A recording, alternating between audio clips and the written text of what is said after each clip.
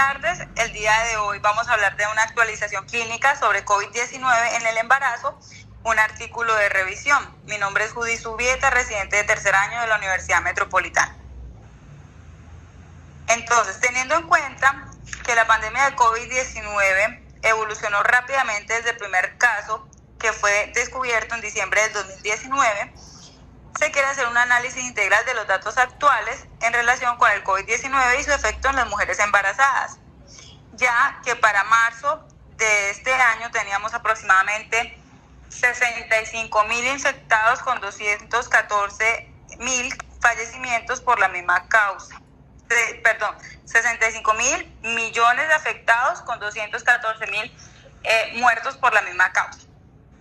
Siguiente. Entonces, todas las organizaciones obstétricas internacionales quisieron ver cómo afectaba esta enfermedad a las mujeres embarazadas, si en ellas había un mayor riesgo de morbimortalidad en comparación con niños, ancianos y adultos, población no embarazada, y si habían efectos o no sobre el feto. Teniendo en cuenta entonces los estudios de caso, las series de casos publicadas hasta el momento, y se encontraron que realmente en Estados Unidos, que fueron los primeros estudios que salieron, no había ninguna diferencia entre la embarazada y la población general en riesgo de morbimortalidad. Entonces el estudio tiene como objetivo revisar los datos actuales en relación de cómo afecta el COVID-19 a las mujeres embarazadas, ver qué información actualizada hay sobre las opciones de tratamiento, qué impacto psicológico y sobre los servicios y recursos sanitarios también tiene esta enfermedad. Teniendo en cuenta que esta enfermedad realmente no tiene gran impacto en morbimortalidad, porque hasta donde nos recordamos, las enfermedades que afectan el sistema respiratorio que han sido relevantes en el embarazo son la varicela y la influenza, con una alta tasa de mortalidad. Sin embargo, en el COVID-19 lo que se ha evidenciado es que a pesar de que hay una respuesta inflamatoria exagerada, gracias a que la madre se encuentra en un estado, por decirlo de alguna manera, inmunosuprimido, entonces no se evidencia que haya una afección mayor que en la población general. Además, en el embarazo no hay síntomas respiratorios graves, ¿sí?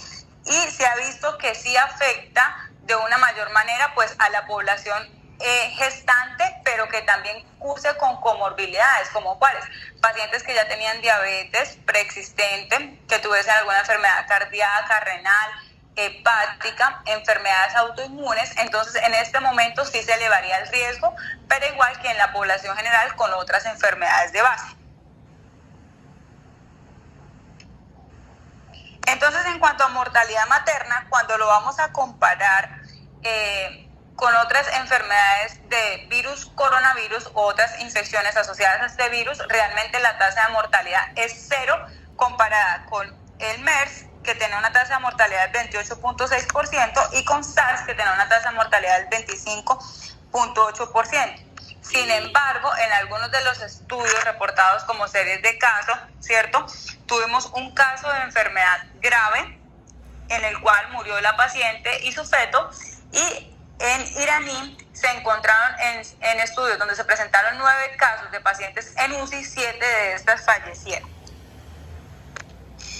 Entonces tenemos que tener en cuenta que hay pues grupos de alto riesgo, como son las enfermedades con sus comorbilidades, ¿cierto?, y que a pesar de que hemos visto algunas series de casos con pacientes que han fallecido por esta causa, pues realmente no se sabe cuál es la tasa real, ni en pacientes embarazadas ni pacientes embarazadas que adicionalmente tengan comorbilidades.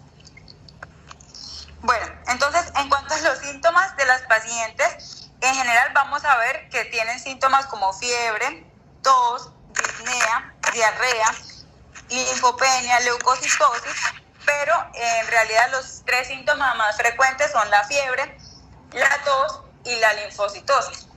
Sin embargo, aproximadamente el 56% de las mujeres gestantes pueden cursar sin fiebre, y algunas pueden cursar con síntomas tan leves como es la congestión nasal, rash, dolor de cabeza o pérdida del apetito, que no son síntomas comunes de la enfermedad.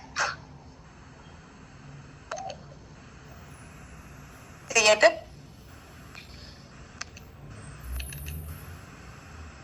No da siguiente, sí.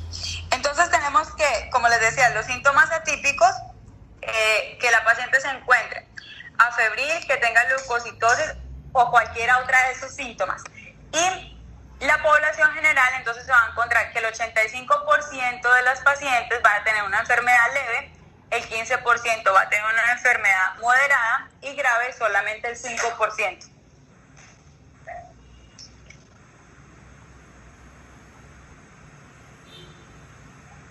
Bueno, esta enfermedad se ha visto asociada a una tasa de cesáreas mayor, que incluso puede ir entre el 42 hasta el 92% de las pacientes admitidas a hospitalización, teniendo en cuenta que estas pacientes se han llevado a cirugía independientemente del estado.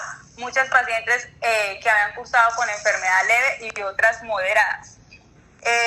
Sin embargo, cuando vamos a justificar la causa de por qué esa madre tuvo que ser llevada a cesárea, la mayoría de los estudios evidenciaron que era más por interés materno, dado que la madre tenía una preocupación alta por su estado de salud debido a la sensación de dificultad para respirar, más no porque fueran pacientes críticas que requirieran ventilación o cuidado en UCI.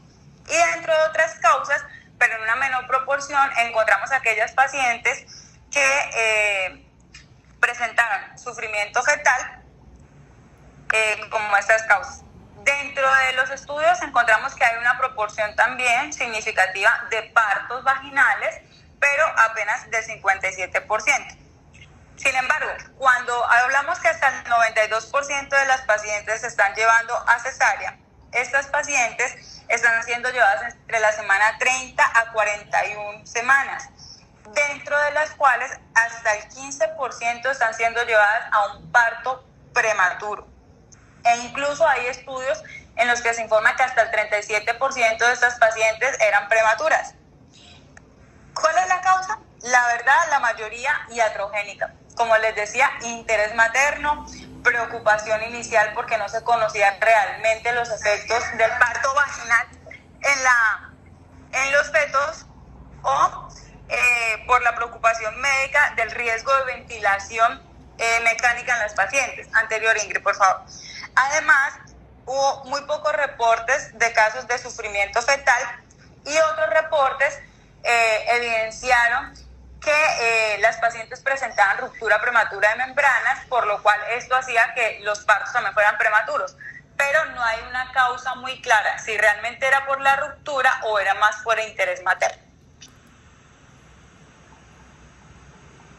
En cuanto a la morbimortalidad neonatal, pues estamos hablando que esa es una enfermedad que hasta el momento no hemos podido evidenciar que sea teratogénica, que no se ha podido evidenciar si aumenta o no la tasa de abortos espontáneos o pérdida precoz del embarazo. Sin embargo, se reportó un caso de una pérdida en segundo trimestre a las 19 semanas de gestación en una paciente donde se logró identificar la infección por COVID tanto en el lado materno de la placenta, lo que sugiere que fue dado por una insuficiencia placentaria, y además fue apoyado por hallazgos virológicos en placenta, histopatología placentaria y funitis, lo que quiere decir que en este caso la paciente tuvo una transmisión vertical de la infección por COVID-19. Otros estudios nos muestran pacientes, un solo caso con oligoamnios confirmado, 2 casos en los cuales hubo mortalidad. Y en cuanto a la transmisión vertical, entonces tenemos que en un estudio en el cual se evaluaron 12 pacientes con parto y con cesárea, aquí fueron 42 pacientes. Estos pacientes fueron evaluados con parto y con cesárea a las 12 horas de vida de los neonatos y no se evidenció nunca muestras positivas en estos neonatos a nivel del hisopado o de cordón. Pero en el estudio italiano, que fue el primero que nos dio luz sobre el riesgo de transmisión vertical, encontramos que hubo 2 casos. Uno de estos se consideraba que era más por transmisión cruzada y otro fue una infección neonatal temprana. Sin embargo, ellos no pudieron excluir que esa transmisión no fuera vertical, porque en placenta sí se encontró la infección, pero a nivel del cordón umbilical no se encontró. Entonces no podríamos decir si sí o no. Y en otro caso aislado, una paciente con diabetes mellitus, quien su neonato a las 16 horas de vida presenta la infección. En este caso tampoco podemos descartar que haya transmisión o no vertical. Pero entonces hasta el día de hoy no concluimos si la cesárea o el parto vaginal nos vayan a poder reducir la transmisión, porque realmente no tenemos una tasa de transmisión de la infección por COVID-19. No hay datos entre cuánto tiempo debe darse esta para poderse generar la infección o transmitirse de la placenta hacia el feto.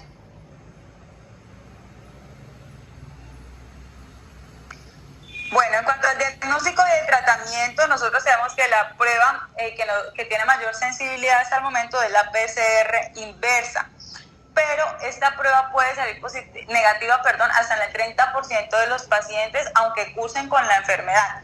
Lo que quiere decir que deberíamos apoyarnos en nuestras embarazadas si están sintomáticas con una radiografía de tórax, que en el caso de que saliera negativa, pero persisten los síntomas de disnea, dificultad para respirar, en ellas no se debería tener tanta precaución, sino más bien deberíamos interesarnos en realizar una tomografía de tórax para valorar si hay lesiones o no compatibles con neumonía por COVID.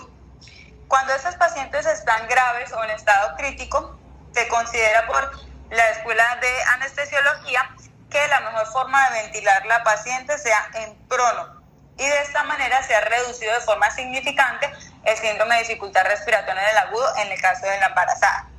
En cuanto al tratamiento, realmente pues hasta el momento sin un tratamiento dirigido como tal al virus, sin forma de prevenirlo directamente con una vacuna, pues aquí lo que tenemos que tener en cuenta es que la madre es la prioridad, e independientemente de la edad gestacional debemos tratar de llevar al neonato a su madurez con los corticoides, pero no vamos a tener en cuenta si es un embarazo previable, ¿cierto?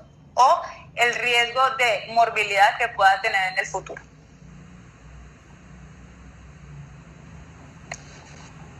Hemos encontrado que la tromboprofilaxis, pues en los casos de los pacientes con enfermedad general, los adultos no embarazados, se evidenció que habían exceso de inflamación, hipoxia, inmovilización y coagulación intravascular diseminada en los pacientes en estado crítico. Teniendo en cuenta entonces que aproximadamente el 31% de los adultos no embarazados presentaban una tromboembolia venosa y hasta el 25% de tipo arterial, y que hubo un estudio que mostró que la enoxaparina reducía la mortalidad en estos pacientes críticos, pues entonces se consideró, teniendo en cuenta que las mujeres tienen un aumento de todos los factores de coagulación, un riesgo proinflamatorio, protrombótico, que las pacientes embarazadas, todas, leve, moderada o severa, se beneficiarían del uso de la enoxaparina, teniendo en cuenta también pues el riesgo de tromboembólico. En cuanto a los corticoides, tenemos que la dosis que nosotros damos de betametasona o de dexametasona es una dosis que no va a afectar realmente la enfermedad o va a alterar sistémicamente a la paciente. Se considera que esto es apenas un cuarto de dosis de una dosis completa, perdón por repetirlo, de corticoide en los casos de infección severa, donde podríamos aumentar el riesgo de sobreinfección. Entonces, hasta el momento, pacientes con embarazos menores a 34 semanas se benefician y se debe colocar maduración pulmonar fetal. En cuanto al cuidado prenatal, tenemos que las pacientes que sean sanas, que estén asintomáticas, estos pacientes deberían optar por el autoaislamiento y el lavado constante de manos. Ya cuando tenemos una paciente que está enferma o ha adquirido la infección por COVID-19, debe tenerse en cuenta el aislamiento o cuarentena de al menos 14 días, y en esta medida, si la paciente es leve o moderada, considerar la necesidad de laboratorios o si es moderada crítica, la hospitalización. Si la paciente ya presentó la infección por COVID-19 y está embarazada, entonces se debe hacer un seguimiento estricto del crecimiento y del bienestar fetal, ya que se cree que esta enfermedad podría asociarse a restricción de crecimiento intrauterino. Y digo se cree porque no tenemos estudios tampoco que nos establezcan una relación directa entre la infección, insuficiencia placentaria y la restricción de crecimiento.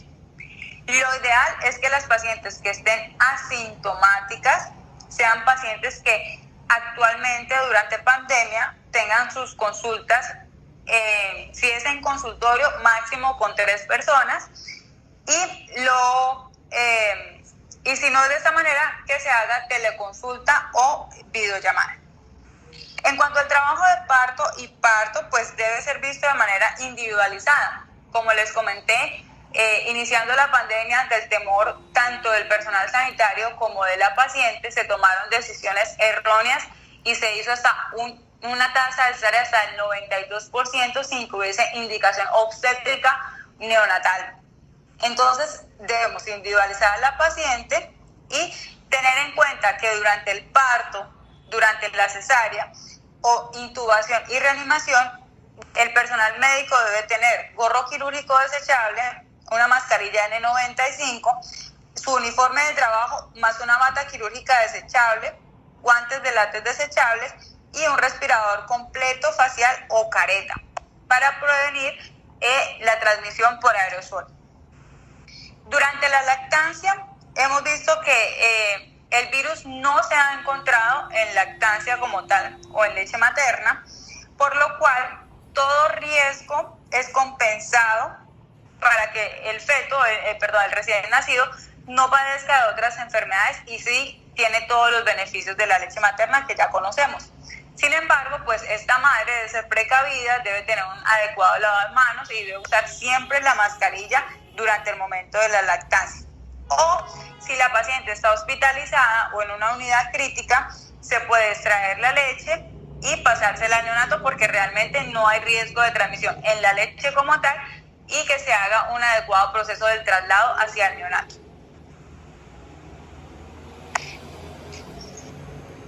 Bueno, entonces este cuadro que estamos viendo actualmente lo que nos muestra es cómo es la ruta de atención. La paciente que llega sintomática,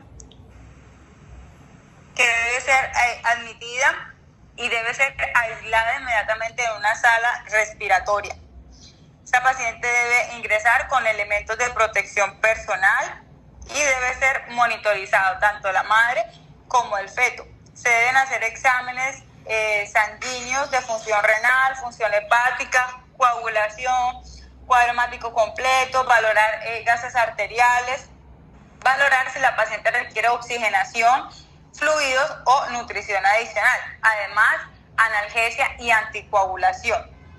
En las pacientes que tengan una enfermedad leve pero sintomática o moderada o que tengan riesgo de sobreinfección, se debe utilizar o considerar el uso de acitromicina, hidroxicloroquina.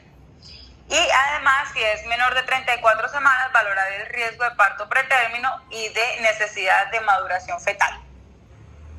Entonces, la paciente que realmente tiene una condición adecuada, pues esta paciente vamos a dejarla aislada, vamos a usar valorar si requiere o no el manejo. Se le van a explicar los manejos de cuidado antenatal, que son los que les digo, ojalá aislarse, usar lavado de manos, su mascarilla, ¿cierto? Y se le hace una ecografía obstétrica. En las pacientes que ya vemos que tiene algún deterioro en la monitorización fetal o que está indicado el parto, pues lo ideal es escoger una vía de acuerdo a la característica de la paciente y utilizar los elementos anteriormente mencionados. Se puede utilizar la anestesia epidural sin ningún problema. Y en las pacientes que vemos que ya tienen una condición peligrosa, pues deben ser admitidas a cuidado intensivo, utilizar antibióticos empíricos para prevenir neumonía, colocar una ventilación temprana que se sugiere sea sobre todo en prono a partir de las 28 semanas y si es necesario utilizar utilizar membrana extracorpórea. Todo esto dependiendo pues de las características de nuestra paciente. Siguiente. Bueno, entonces cuando vamos a hablar cuál es el tratamiento definitivo, si me van a preguntar o vamos a buscar, realmente no existe un tratamiento. No es que a todas las gestantes por regla infectadas con COVID le vamos a iniciar acitromicina. Simplemente lo que estamos haciendo es que vamos a dar un tratamiento de apoyo en busca de sostener a la paciente mientras es posible crear una vacuna o un tratamiento dirigido al COVID como tal.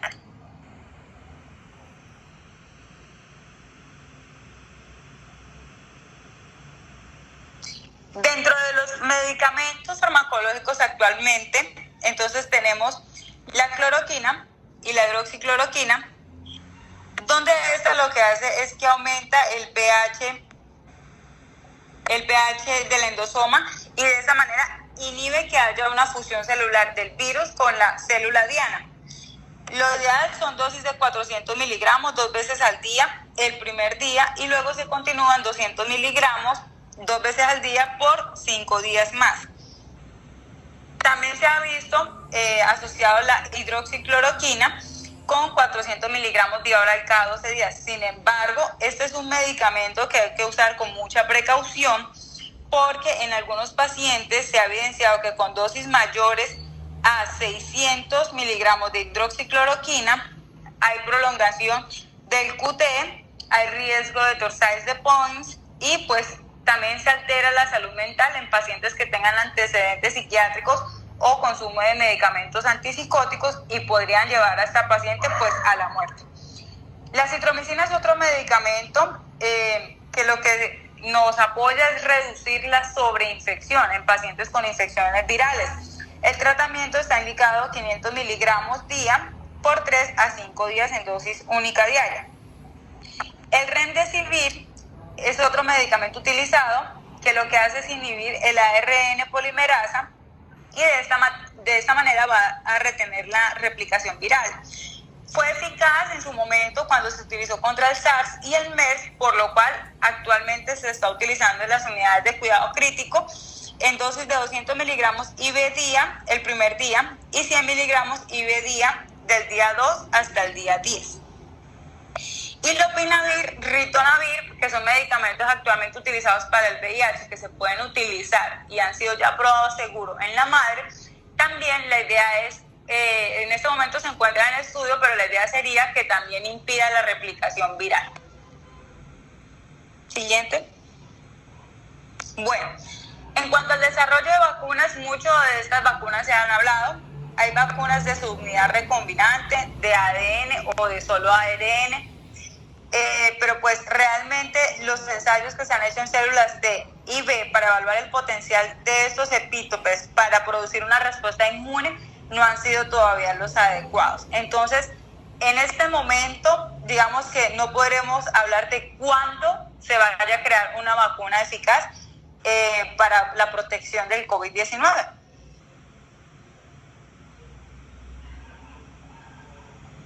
En cuanto a cómo ha afectado el COVID-19 a la salud mental, pues hemos visto que en las maternas y en la población general, las pacientes han aumentado sus síntomas en cuanto a ansiedad y depresión, y también el personal sanitario.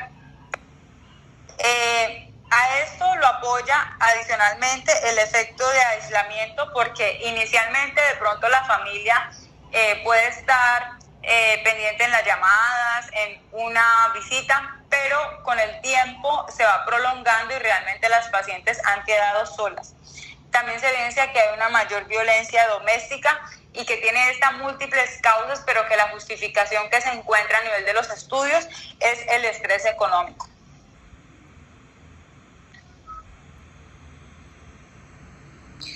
En cuanto a la economía y la carga sanitaria, tenemos que sin un tratamiento y sin una vacuna, pues hasta el momento lo único que existen son las medidas de prevención. Pero el hecho de tener medidas de prevención de aislamiento implica que a nivel económico haya un aumento en el desempleo. Por ejemplo, tenemos que en Reino Unido ha aumentado la tasa de desempleo al 10%, en Irlanda al 16%, Italia al 13% y España al 20%. Y en cuanto a los servicios de atención médica, pues vemos que la mayoría de los elementos, de los procedimientos que son de tipo electivo, han tenido que ser restringidos y pasados para un segundo momento que no sabremos cuándo vendrán. Sobre todo los procedimientos de ginecología y de fertilidad, y además los pacientes también han consultado tarde porque ellos consideran que ir al hospital va a incrementar su riesgo de infección. Entonces, aparte de que hemos atrasado algunos procedimientos, cuando nuestros pacientes realmente consultan, son consultas de pacientes que ya llevan varios días de progreso de su enfermedad y pueden llegar en muy mal estado general. En conclusión, la evidencia hasta el momento todos los días será algo nuevo. No podremos entonces realmente determinar cuál es el verdadero impacto materno-fetal, y lo que podemos hacer el día de hoy es garantizar que todas las maternas tengan un acceso seguro a estos servicios de salud, explicarles y exigir siempre las medidas preventivas.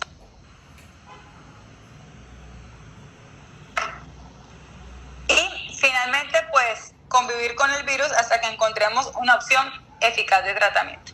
Muchas gracias.